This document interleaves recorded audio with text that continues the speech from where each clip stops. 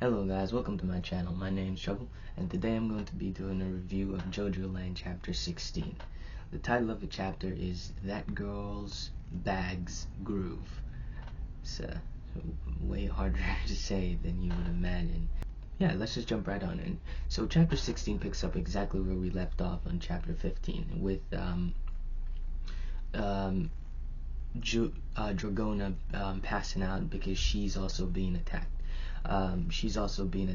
And Charming Man is currently trying to help Yasugi get the enemy stand out of them. The chapter opens up with Jodia giving us an overview or a recap of what's happening, of the current situation, which is that the gang is being chased or being pursued by an automatic pursuit stand. They don't know where it's coming from, and they don't know what's going, and they don't know who is controlling the stand. They only know that they're being attacked.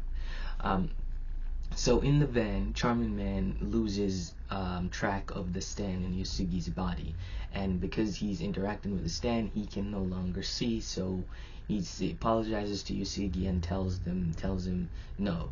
Jodio and Paco are freaking out, trying to figure out what's going on. Jodio is trying to revive Dragona. Jodio is over Dragona, and he's trying to explain the situation to Dragona. He's like, the stand is in your, I think it's your, color. I cannot pronounce that word. I'll put it up on screen. My bad. So he tells him it's in one of his arteries, and to give him a signal to do something, and to use his stand to go in there and trap it. And Dragona does in fact use his smooth operators to go into his body and trap the enemy stand. Once he holds down the enemy stand, Jodio activates November Rain and uses the raindrop to kill the stand in Dragona's body. And with that, Dragona is revived. Yasugi's still there freaking out, begging Dragona to help him, but the problem is that they don't know where the stand is in Yasugi's body, so they can't do anything about it, because remember, the stand has to they have to know where the stand is. Dragona has to know where the stand is to use smooth operators to catch it. Yeah. So what they decide to do is to drive to a hospital and use an MRI machine to find where the stand is in Yasugi's body. So on their way, so they set out to the hospital. But before they get to the hospital, we cut back to the landowner office, and we see that there is someone there reviewing the tape of when the guys was there earlier, not later. And the name of this person is Bobby Jean. Agent Bobby Jean, that's the name we get, and the security guards that Yasugi bumped into earlier is also there. Also, a little girl is there, and she's trying to get this little bubble head doll that the security guards have in there. And she keeps going on and on and on about it. Like, she's really annoying. She's a really annoying kid. But we soon come to find out that this is not just some kid, because this kid, or this little girl, is the stand user. The stand user that's currently attacking the gang right now. She's the stand user, and it's likely because the gang came earlier to check on the deeds is why these two are here to check the security camera footage. And she doesn't seem to be a stupid girl either. She seems to be like she doesn't seem to be a kid. That's what I mean when I said stupid girl. My bad. She doesn't seem to be a kid either, because she's pretty smart. Because she's the one to quickly pick up on the fact that there is no camera footage of the three guys, the three individuals leaving at the time. Remember, the three that were in the building during chapter 14 were chapter 13, 14. They were Charming Man, Yasugi, and Dragona. Those were the three going in, and they used Yasugi's abilities to distort the camera, or to change out the cameras so the footage is different. But there was no footage of them leaving, and the kid picks up on this. But the kid also picks up on the fact that, remember, they were outside the building, and because Yasugi's abilities wasn't activated, the cameras weren't switched out, so you're getting two footage. You're getting the footage of them in their original state and the footage of that Yusugi's stand ability produced. And the kid picks up on this, and the kid also starts bleeding out of the eye, and that's because, remember, Jodia destroyed a part of the stand, so the child starts to bleed. They find that they kind of realize that something is going on with these guys, and they decide to go after them, to check the security camera footage or traffic camera, just to find out what's going on with them. Then we cut back to the hospital with the gang. The gang arrives, but they don't arrive in the MRI. They arrive in the ICU, the intensive care unit. Sorry, just like because Jodia is not really good with these. Jodia says he's not very good with these, and he got there. And as you can see, I myself, I'm not good with them either. But when they arrive in the intensive care unit, they notice the girl back from chapter 13, if I remember correctly. Yeah, chapter 14. No, they remember the girl that showed them the deed back in chapter 14. And if you remember, she's the congressman.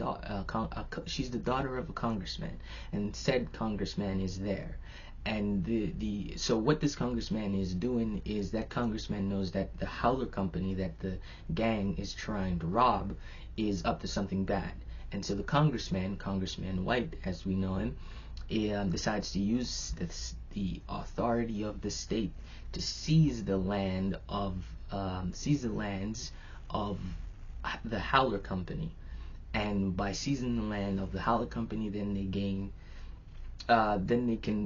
see what the hell is going on, what the hell the Howler company up to. They know they're up to something bad, they just don't know what it is. And the congressman is in distress because his daughter's dying. Just this morning, he even says that just this morning my daughter was fine. She made me breakfast, and now she's dying. That's because the congressman actually believes that his daughter was poisoned by Howler because the congressman is invested in the Howler company. And so the congressman believes that the fact that his daughter is in the hospital is Howler's doing. I mean, he's kind of right, but he's right that it is Howler, but he doesn't have all the details. Anyway, so he's there he has this tablet, and he's about to sign the deed so the state can now seize the Howler land. But as he's about to sign it, I think his daughter flatlines. His daughter starts to flatline, and he's like, "Oh, somebody help me!" The gang is there, and they see this. The gang is there, they see this, and they're all pretty sad. He's like, "Oh, that's pretty sad." But what the congressman did when his daughter started to flatline is that he left the tablet that with the deed on it that he was using to sign to seize the Howler land. He left it there. And this is the lava rock starting to come into effect, because the lava rock, because now remember, the rock brings back, it returns anything that it comes into contact with. So no matter what it is, it's always going to return to its original user. And this is the deed coming back to them, because the gang realizes, oh shit, that's the deed for all of the Howler land, worth $50 billion, and it's coming back to us. And so Dragona starts to use smooth operators to finish signing over the land to them. And that's the last panel we see where it's sending. So that's JOJOLand chapter 16. So things are starting to heat up now. And I'm assuming that in the next chapter, the two are going to arrive, and they're going to interrupt some way, somehow, or the enemy stand, because remember, the kid and Bobby Jean is now looking for them, and the scene that we saw with them in the security room is actually taking place in the past, and the scene at the hospital is taking place in the future. So which means that, I don't know if it's a time skip thing where they're already there and they're going to interrupt next time. This is all just speculation, by the way.